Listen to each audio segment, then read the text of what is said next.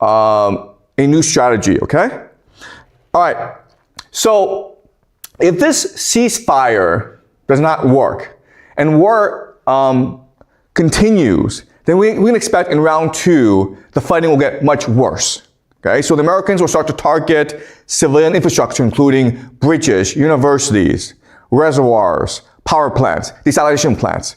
Basically, it will destroy Iran's capacity to be a nation state. In response, the Iranians can destroy a lot more energy infrastructure, okay? So what it's done now, it's basically closed off the Strait of Hormuz, but it can also close off the Red Sea, okay? And they can also target pipelines of natural gas. Basically, it can take offline 1/3 of the world's energy supply, and this would, of course, cause an economic depression, okay? Unfortunately, the national security strategy of the United States doesn't really care. If you just read the national security strategy, they already have factored this in and they don't really care. So the idea is to prioritize strategic interests. And what this basically means is that America has the world's greatest navy. No one else comes close. And so all that they do is contain the world's choke points. And the world must bend to the will of America. Okay, does that make sense? If you want to trade, then you must depend on American generosity. Okay, so already what's happening is that this area, it's being closed off. But America has made moves to close off other areas as well. So America is exerting more control over the Panama Canal, okay? Basically, the Western Hemisphere is under something called the Monroe Doctrine. The Monroe Doctrine basically states that America can do whatever it wants in the Western Hemisphere. If you want to come here and trade, you have to go through us. China depends on a lot of resources from the Western Hemisphere, especially from South America. All right? Over here, something called the Lithium Triangle. This is Venezuela. Brazil provides China with a lot of agricultural products, soybeans, basically. And what Trump is saying is that, hey, in the future, you're going to trade over here, China, you have to go through us, okay? So he's basically embargoing the Western Hemisphere from China. Over here is something called the Strait of Malacca. This is the most important choke point in the world, especially for East Asia, because as you can see, the Middle East, if it is to access South Korea, China, and Japan, it has to go through the Strait of Malacca. But guess what, guys? Everything goes through the Strait of Malacca. And this is important because the United States has signed a deal with Indonesia. So what we can expect is that America and Indonesia, their militaries will start to cooperate more and more. This is and the reason why is America is moving towards creating the first island chain. Basically, militarizing the first island chain in order to deter China, to embargo China, basically. What we're also seeing is that Japan is now rapidly remilitarizing. They're signing more agreements with Australia and other nations, okay? They're building more weapons. This is all being encouraged by the United States as a deterrent to China. Again, this is really important. America does not want to destroy China. It does not want to humiliate China. It wants to control China. Because the Chinese economy is still very strong and powerful, and America wants to make sure that the Chinese are buying more US dollars. Okay? So it is entirely possible what's going to happen is that the Chinese will have no choice but to buy from America, okay? Especially energy. The entire Western Hemisphere belongs to America, and you want to trade with the Western Hemisphere, then you need to sign a trade deal with America. Okay? What America is also doing that's really important is that it's planning to take over Greenland. Okay? By taking over Greenland, you're blocking access. China and Russia cannot access the Western Hemisphere, okay, through the Arctic. You're also seizing control over the Arctic, okay? And there are lots of minerals and oil in the Arctic as well. Okay? The Strait of Gibraltar is also another strategic choke point, and America has signed a deal with Morocco to enhance more cooperation. Okay? So I can see what America is doing is, when they mean strategic interest, prioritizing strategic interest, what they mean is exerting control over the world's choke points so that they can control global trade. Okay? They're not going to control the entire ocean because it's much too big, but if they control certain choke points, like the Middle East, and the Strait of Malacca, that's probably enough. Okay?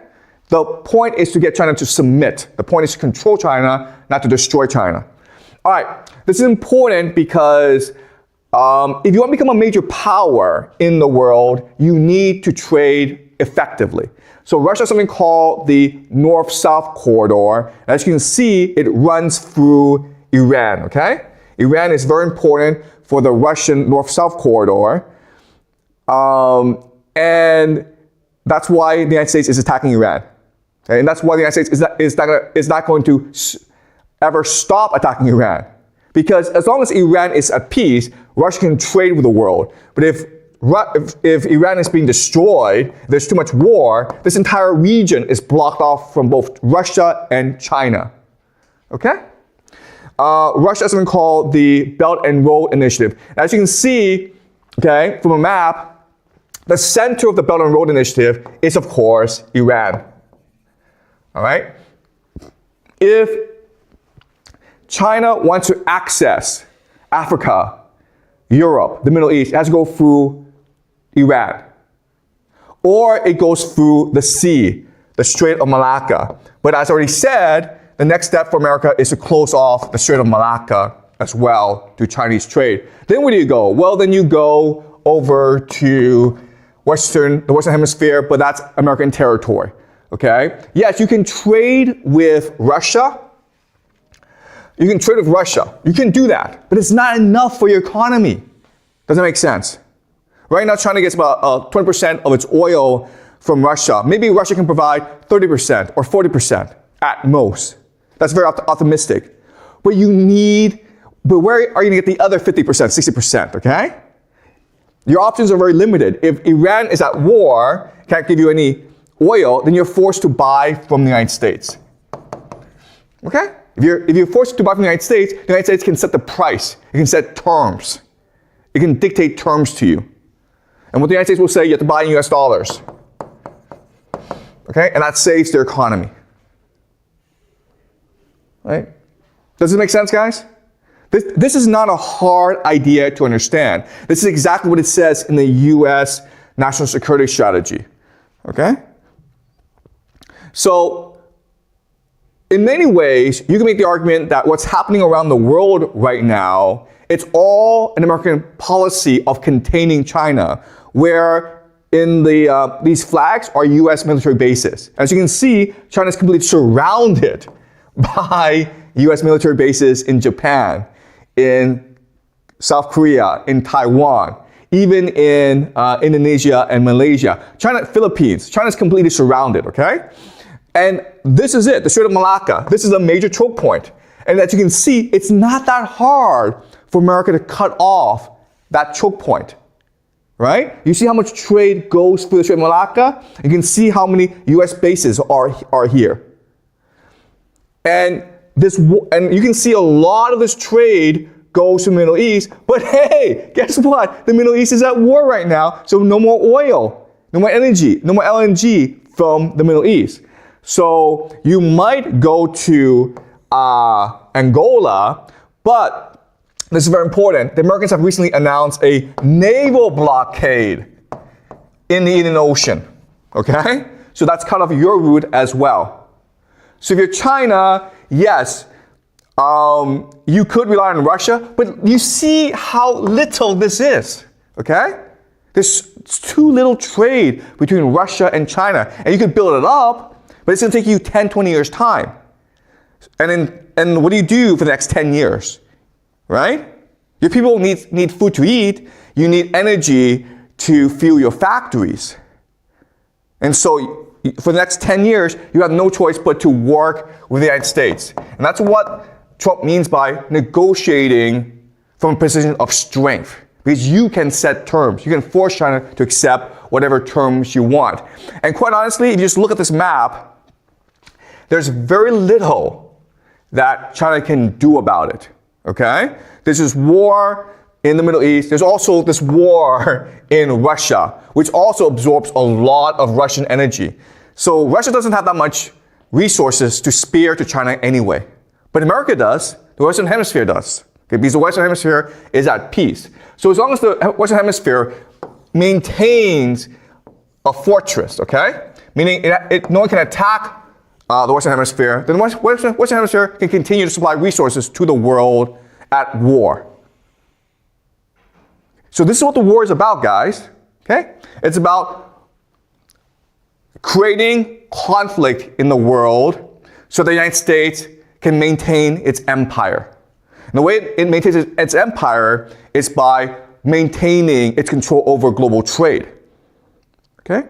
And the idea is America in the future will provide the world with energy, resources, weapons, and financing.